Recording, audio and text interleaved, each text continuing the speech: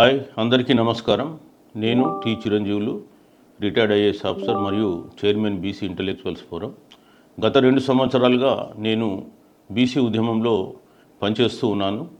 ఈ 2 సంవత్సరాల కాలంలో అనేకమైనటువంటి వ్యాసాలు, అదేవిధంగా సోషల్ మీడియా ఇంటర్వ్యూల ద్వారా, వీడియోల ద్వారా నేను మీకు చేరువ కావడం జరిగింది. ముఖ్యంగా బీసీలు గత 80 సంవత్సరాలుగా ఏ విధంగా నష్టపోయినారు, అదేవిధంగా వారు ఐక్యమై ఏ విధంగా రాజ్యాధికారం సాధించుకోవాలనే విషయాలపైన అవగాహన కల్పిస్తూ వస్తూ ఉన్నాను. ఇప్పుడు తెలంగాణ రాష్ట్రంలో బీసీ ఉద్యమం అనేది దినదినాభివృద్ధి చెందుతూ ఉంది. ఒక కీలక దశకు కూడా చేరుకోవడం జరిగింది. సో ఈ సందర్భంగా ముఖ్యంగా బీసీల్లో చాలామందికి అనేకమైనటువంటి సందేహాలు, అనుమానాలు ఉన్నాయి. కొంతమంది కన్ఫ్యూజన్ కూడా క్రియేట్ చేస్తున్నారు. సో బీసీలకు సంబంధించి గత 80 సంవత్సరాలుగా బీసీలకు జరిగినటువంటి అన్యాయాలను నేను స్టాటిస్టిక్స్ ద్వారా మీ అందరికీ కూడా తెలియజేయడం జరిగింది. సో ఏ ఉద్యమానికైనా మొట్టమొదట కావాల్సింది ఏంటంటే సైద్ధాంతిక బలం. సో ఈ సైద్ధాంతిక బలాన్ని మనం అందించాలనే ఉద్దేశంతో నేను గతంలో బీసీ వాదం, బీసీ నాదం అనే ఒక 2 పుస్తకాలు కూడా ప్రచురించాను. అదేవిధంగా బీసీ రాజ్యాధికార సిద్ధాంతమైన ఇస్సా ఇజ్జత్ హుకుమత్ పుస్తకాన్ని కూడా ప్రచురించడం జరిగింది. సో ఈ అంశాలను అదేవిధంగా ఇతర అంశాలను కలిపి వీడియో రూపంలో మీ ముందు తీసుకురావాలనే ఉద్దేశంతో నేను ఇప్పుడు ఈ చిన్న చిన్న వీడియోలు మీకు షార్ట్ వీడియోస్ చేసి ముందుకు వస్తున్నాను. ముఖ్యంగా దీంట్లో అనేకమైన అంశాలు మనం తెలుసుకోబోతున్నాం. మీకేమైనా డౌట్లు ఉంటే కూడా ఆ వీడియోలకు సంబంధించి మీరు నాకు యూట్యూబ్లో డౌట్స్ ఉంటే అడగవచ్చు. నేను కూడా తర్వాత వీడియోల్లో క్లారిఫై చేస్తూ ఉంటాను. సో ముఖ్యంగా ఏంటంటే బీసీ ఉద్యమానికి మనకు కావలసినటువంటిది ఏంటంటే సైద్ధాంతిక బలం. సైద్ధాంతిక బలం లేనట్టయితే ఆ ఉద్యమం అనేది ఒక చుక్కాని లేని నావలేక ఓ సముద్రంలో ఎటువైపు కొట్టుకొని పోవడం జరుగుతూ ఉంటుంది.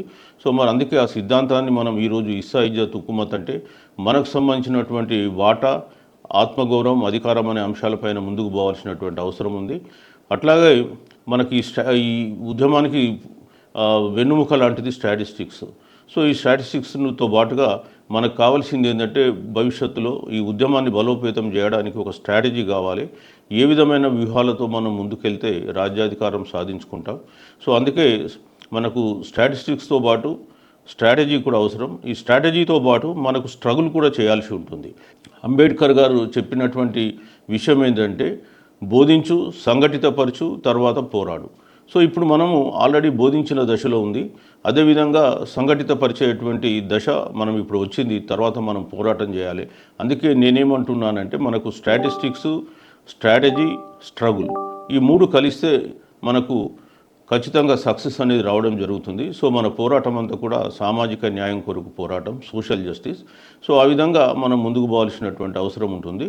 సో ఇక్కడ మనం గత 2 సంవత్సరాలుగా ఏం సాధించినాం అనే విషయాన్ని మనం గమనించినట్టయితే ఈ రాష్ట్ర ప్రభుత్వం ఎన్నికల తర్వాత మేము కులగణన జరుపుతామని చెప్పి అసెంబ్లీలో 2024 ఫిబ్రవరిలో ఒక తీర్మానం చేసి తర్వాత వదిలివేయడం జరిగింది. 2014 జూలైలో పంచాయతీ ఎన్నికల సందర్భంగా పాత ఓటర్ లిస్టుల ఆధారంగానే ఎన్నికలకు వెళ్దామని చెప్పి వాళ్ళు రెడీ అయిన తరుణంలో 2024 జూలై 31 తేదీన ఈ బీసీ ఇంటలెక్చువల్స్ ఫోరం ఆధ్వర్యంలో తాజ్ కృష్ణ హోటల్లో ఒక పెద్ద సమావేశం ఏర్పాటు చేసి రాష్ట్ర ప్రభుత్వం బీసీలను ఏ విధంగా మోసం చేయబోతుందనే విషయాన్ని తెలియజేయడం జరిగింది. అదేవిధంగా అనేక బీసీ సంఘాలు ఆ రోజు పోరాడంతో రాష్ట్ర ప్రభుత్వం దిగివచ్చి 2024 నవంబర్లో కులగణన జరపడం జరిగింది. తర్వాత కాలంలో ఎమ్మెల్సీ సీట్లలో బీసీలకు 3 సీట్లు ఇవ్వడం జరిగింది 5 సీట్లలో. సో మరి అదొక పెద్ద అచీవ్మెంట్గా మనం భావించవచ్చు. తర్వాత కాలంలో కూడా మనం చూసినట్టయితే బై ఎలక్షన్స్ జరిగినటువంటి జూబ్లీహిల్స్లో కూడా బీసీలకే ఆ ఎమ్మెల్యే సీట్ ఇవ్వడం జరిగింది. ఆ తర్వాత పంచాయతీ ఎన్నికల్లో కానీ, మున్సిపాలిటీ ఎన్నికల్లో కానీ బీసీలు పెద్ద ఎత్తున గెలవడం జరిగింది. సో ఇదంతా కూడా పెరుగుతున్నటువంటి బీసీ వాదానికి నిదర్శనం. అదేవిధంగా బీసీ సంఘాలు పెద్ద ఎత్తున బడ్జెట్లో బీసీలకు కేటాయింపులు ఉండాలని చెప్పేసి పోరాటాలు చేస్తూ ఉన్నాయి. రాష్ట్ర ప్రభుత్వం పెడచెవున పెట్టి ఇంకా వాళ్ళు పాత పద్ధతిలోనే పోతూ ఉన్నారు. సో మరి వీటన్నిటికీ ముఖ్యమైన కారణం ఏంటంటే బీసీ సంఘాలలో కొంత ఈ ఆర్థికపరమైన అంశాలపైన అవగాహన లేకపోవడంతో గతంలో వాళ్ళు ఎక్కువ పెద్ద ఎత్తున పోరాడలేరు. కానీ ఇప్పుడు చైతన్యం వచ్చింది, పోరాటం చేస్తున్నారు. తప్పకుండా రాష్ట్ర ప్రభుత్వం కూడా దిగి రావాల్సి వస్తుంది. మరి ఈరోజు మన ముందున్నటువంటి తక్షణ కర్తవ్యం ఏంటంటే బీసీలందరూ కూడా తమకు జరుగుతున్నటువంటి అన్యాయాలపైన ఒక అవగాహన పెంచుకోవాలి. అవగాహనతో వాళ్ళు మాట్లాడినట్టయితే ప్రజలను కూడా మనం ఈజీగా చైతన్యవంతపరచడానికి వీలేర్పడుతుంది. సో ప్రజల్లోకి ఈ భావజాలాన్ని తీసుకెళ్లాల్సినటువంటి అవసరం ఉంది. సో అందుకే మనం పుస్తకాలు రాసినప్పటికీ సోషల్ మీడియాలో చెప్పినప్పటికీ కూడా ఒక శాస్త్రీయ పద్ధతిలో వారికి విశ్లేషణ ద్వారా సమాచారాన్ని అందించాలనే ఉద్దేశంతో నేను ఈ చిన్న ప్రయత్నం చేస్తూ ఉన్నా. సో మరి మీకు దీంట్లో ఏమైనా అనుమానాలు ఉంటే ఆ వీడియోలో మీరు కామెంట్లో రూపంలో పెట్టండి. సో దాన్ని నేను క్లారిఫై చేయడానికి ట్రై చేస్తాను.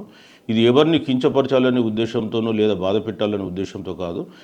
78 సంవత్సరాలుగా అన్యాయానికి గురవుతున్న బీసీలు తమ వాటాకై, తమ హక్కులకై, తమ అధికారంకై ఎట్లా పోరాడాలనే విషయం పైన ఒక అవగాహన కల్పించాలనే ఉద్దేశంతో మాత్రమే నేను ఈ వీడియోలను మీ ముందుకు తీసుకొస్తున్నాను.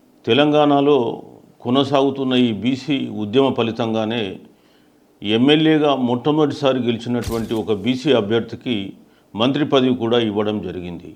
సాధారణంగా ఈ రాష్ట్రంలో కాంగ్రెస్ పాలనలో ఆధిపత్య కులాలకు పెద్దపీట వేసేవారు.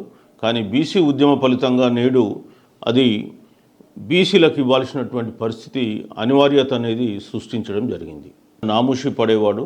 ఈరోజు బీసీల గురించి ప్రతి ఒక్కరు మాట్లాడుతున్నారు. అసెంబ్లీలో కూడా మీరు చూసినట్టయితే అప్పుడున్నటువంటి ఎమ్మెల్యేలు, అదేవిధంగా శాసన మండలిలో ఎమ్మెల్సీలు ఇవాళ బీసీల హక్కులపై గలమెత్తడం జరుగుతుంది.